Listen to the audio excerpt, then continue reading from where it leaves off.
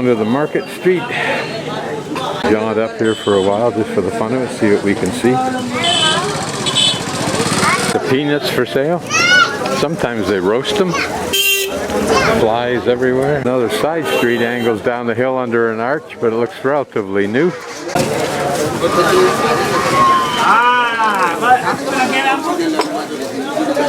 Man is probably engraving the name of the man in the green business, so it'll appear to be his kind of a bowl. I don't know. Electronics, you can buy your refrigerator, television here. A silver or gold seller. Suggested that 80% of the money in the country was black money before the demonetization, but others suggest, particularly the opposing party, wasn't more than 6%. That most of the wealth of India held by individuals is held not in banks but in gold, silver, and other valuables. From here, way down there, you can see that end of the marketplace. And as I pan back to where I've come, you can't see that end. Cooking up milk, whether that's for chai, I don't know. Side street, we might just go down this street and angle left and come back up the other one and keep these kind of bikes functioning forever. Here are the remains of a pretty old building. Very much in the style of the palace. Wonder if it existed in the day of the palace. You see another one down there. Nice looking shop. A gold dealer, jewelry dealer. Or chai, perhaps. A hint of what this neighborhood might have been like in the past. This building slowly disintegrating. Little triangle jobby. Interesting. Namaste. Now we're going to cut down a side street to see what we can see. This may be the lower rent area.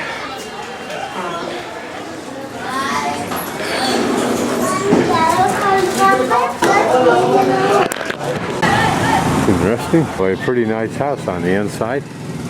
They went to this much effort to face it with what I think is just a brick facing.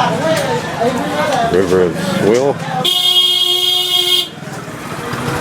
The stupidity of motorcycles in this environment. Pile of new dogs. You get your ironing done. Namaste. Electric iron, no less. Get your laundry done. It's probably in a place like this. Guessing the gate like this once actually functioned, had a purpose. The insanity of motorcycles. And that's not the worst of it either. They drive them down narrow streets with even less room.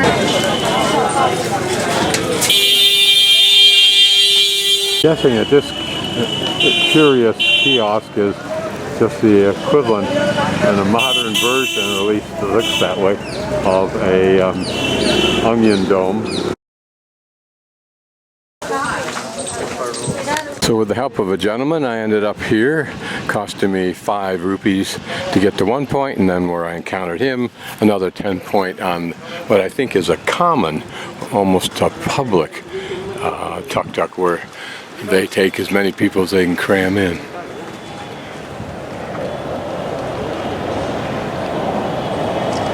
Here's some fighter jets.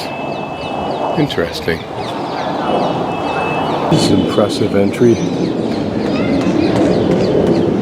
Not only because of that turret and tower, if you will, but then this detail here where the huge gates used to swing from. But I don't understand exactly what the chain was for, unless it attached to those rings there as a further support or blockage for those doors. We get ready to go into the fort proper and climb up there.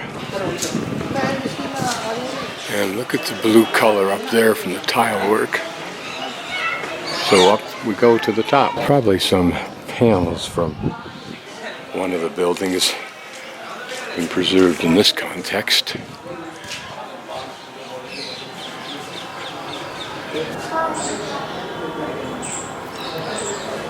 It'd be interesting to compare that particular statue with what I saw in the Greek net. Having got through those gates, we approach what I think is the lower part of the concept complex. The complex we just looked at is actually the museum today. What it was in the day, I don't know, but apparently we walk up here to get into the museum.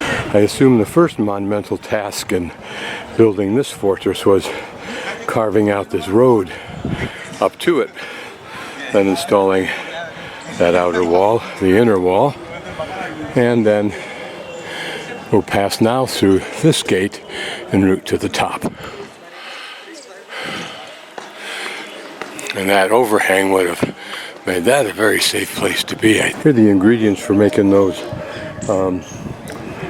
fire pellets, if you will. Cow crap on the left-hand side of that pile, mulched up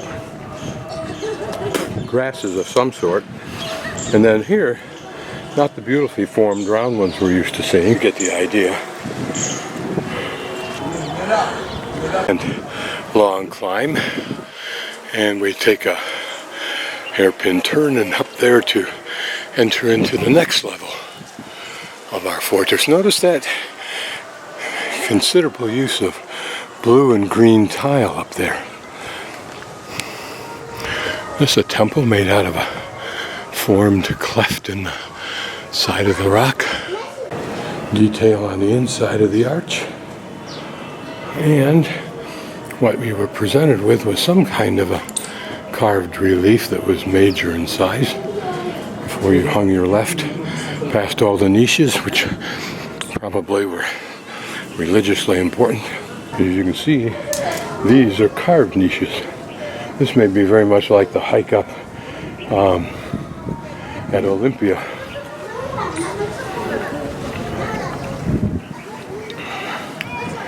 Where different communities or whatever came and built buildings to the gods. Here they may just do individual niche shrines. But also one of the things we're here to see are the Jain, J-A-I-N, carvings, which are, I think, more cave-like, more large. I'm guessing a reclining Vishnu. These are still halfway decent shape.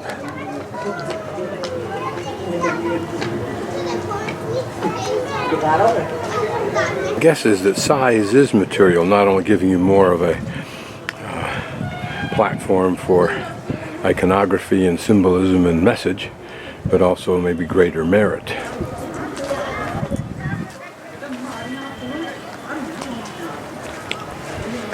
And I don't know what these would have been for, although there are rooms back inside. So this may have been part of an earlier stairway system, or not. And these layers here may suggest, like paving on modern roads, it's been done many times. It's very pretty with that blue on it compared to those temples that had nothing on the outside. And here we come to what I'm guessing is the main entry gate into the castle.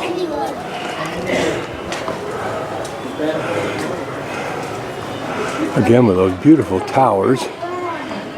Notice those ringed stones above the color, and then the color.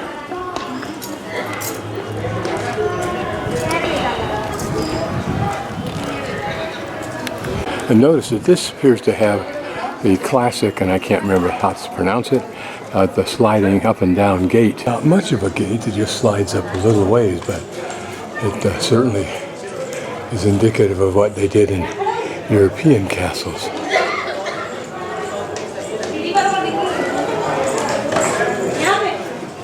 Notice those ringed stones. Would they have held flag poles with big flags? And notice the yellow ducks as a motif. Certainly novel. Very much worth seeing. Glad I did. Elephants up at the top. We'll get closer in a moment. Scoot up to the top and take a look at the top row of paintings.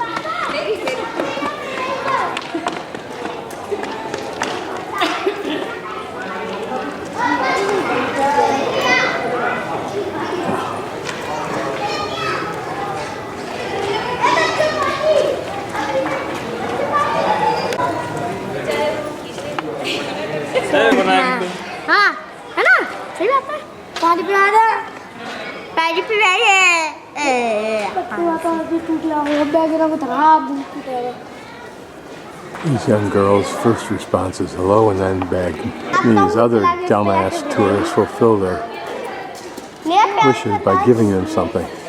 Duh. Here's a chunk of this lower border pretty much intact. Enough for us to deduce what it looked like. But it would have been impressive.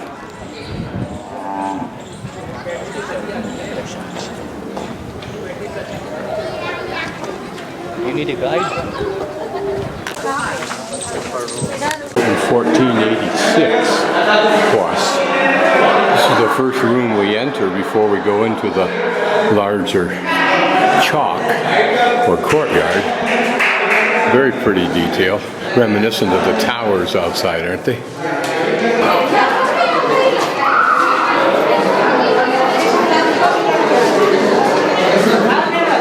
Carving is really unique and outstanding. We'll get a closer look at whatever those characters or animals were that were part of the ceiling buttresses. But look at the fine detail, and it's everywhere except on those columns. But that's artistic restraint. The first one we saw, this one, is elephant and horse, it looks like, with another smaller elephant with his trunk in the first elephant's mouth. Here it looks like a representation of a peacock.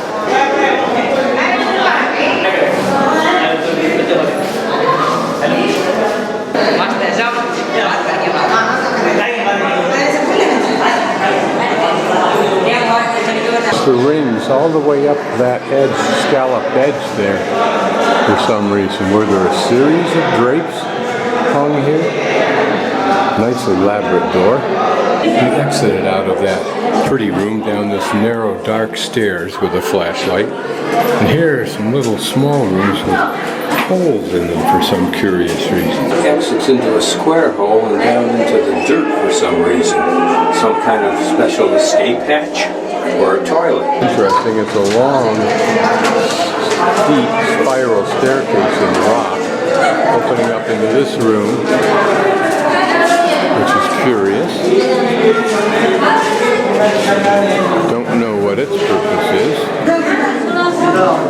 Yes, it is a cistern or some kind of a well. So we climbed out of that subterranean, I'll call it a water tank, into this courtyard. You can see a continuation of the same motif.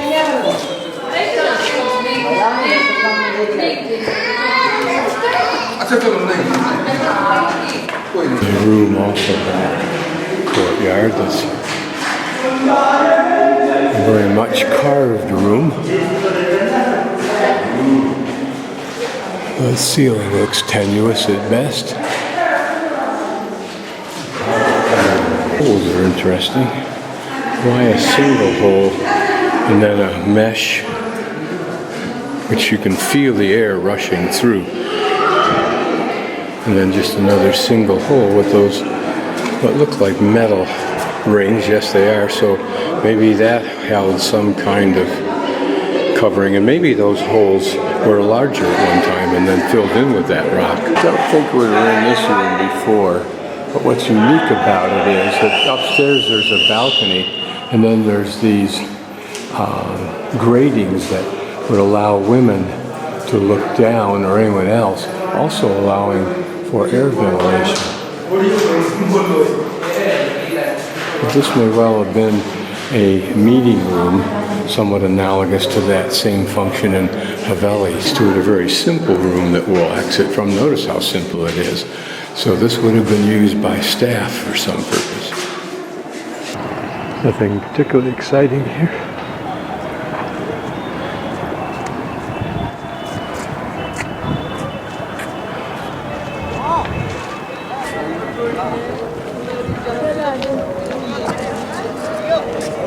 That is a beautiful palace. You don't see much of it. Having exited out in the west end, I'm now going to go down up in here the Jain sculptures. It certainly looks like this roadway was built long after these sculptures. Jain religion, an offshoot of those earlier Hindu and at the time of the offshoot of Buddhism, its primary proponent is, one of its primary proponents I should say, is its absolute respect for animal life. Those who are the true zealots will carry a broom to sweep the path in front of them so they don't kill any ants or anything of that nature.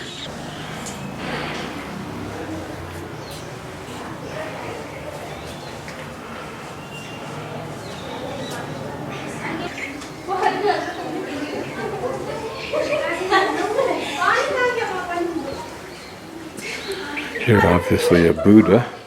I think they call that the lotus position. There are a number of positions, quite a number. The hand position is most important in Buddhism, at least in identifying what the mode of that Buddha is. Again, these statues are almost Egyptian-like in their size and in their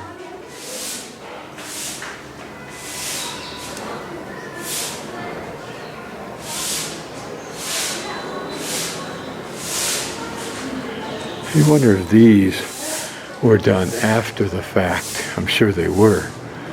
But were they done in association with these or a totally independent sculpture? Today this was probably a pretty serene, tranquil place.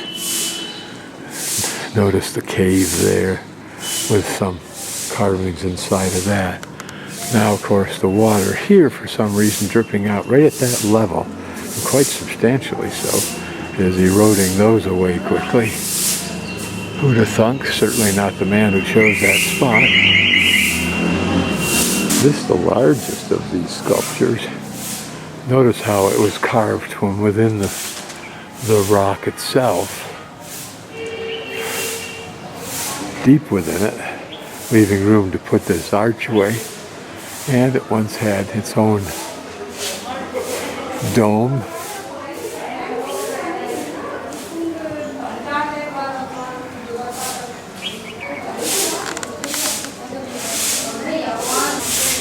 Again, you wonder if those sculptures behind this statue, or sculpture I should say, were part of the original theme or added afterwards. It must have been pretty outstanding when the stone was brand new. It looks like it has striations, see, up at the top. The stone itself, as a sedimentary rock it should. The simplicity of these Buddhas enhances the overall merit. The more, the better.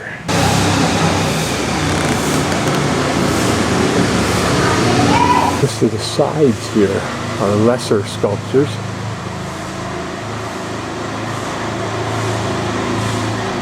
That was a pretty monumental work, wasn't it?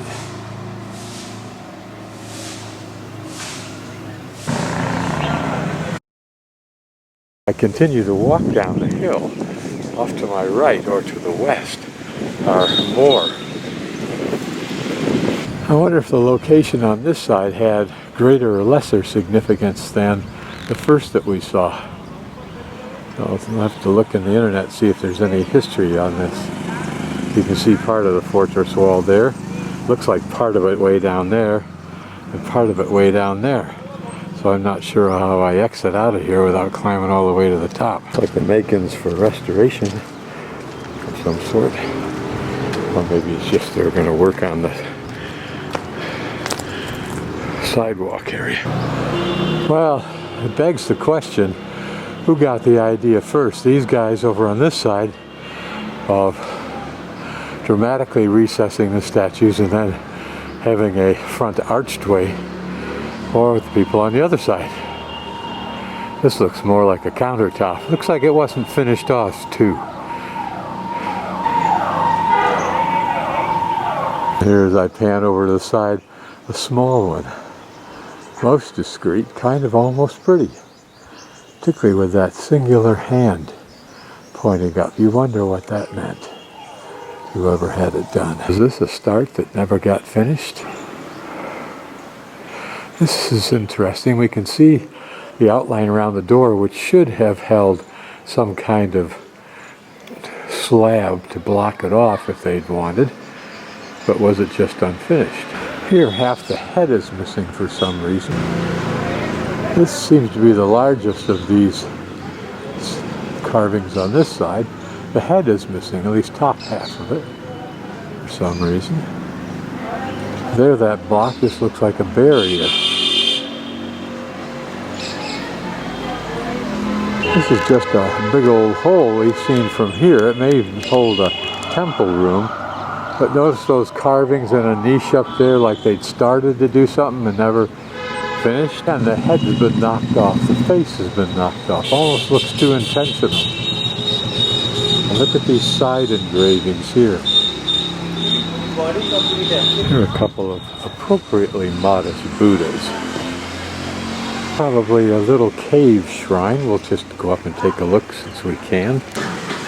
Elephants on the top. 3 men. Notice it was set up for drainage here. Protected. The most massive one with 3 Buddhas to the left and 2 to the right. They may have been the first and most important here. And they established that rather simplistic arch and lintel system. I wonder what symbols those are in their hands. Notice there once was some kind of etching, or at least intended etching, vertical and horizontal lines, nicely carved subfigures.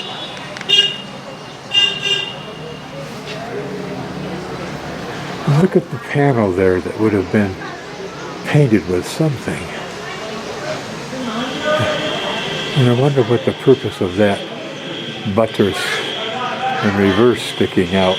Interesting. Did you pour water in there or something as an offering? Looks like this natural sculpturing of sedimentary rock of a prior ocean bed.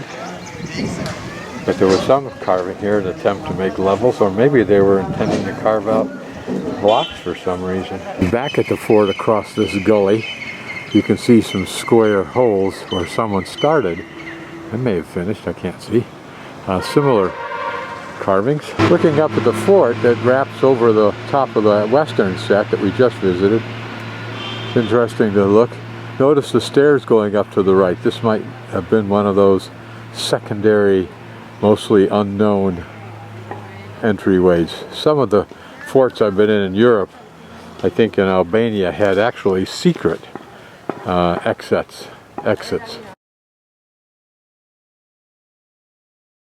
This is where my room is.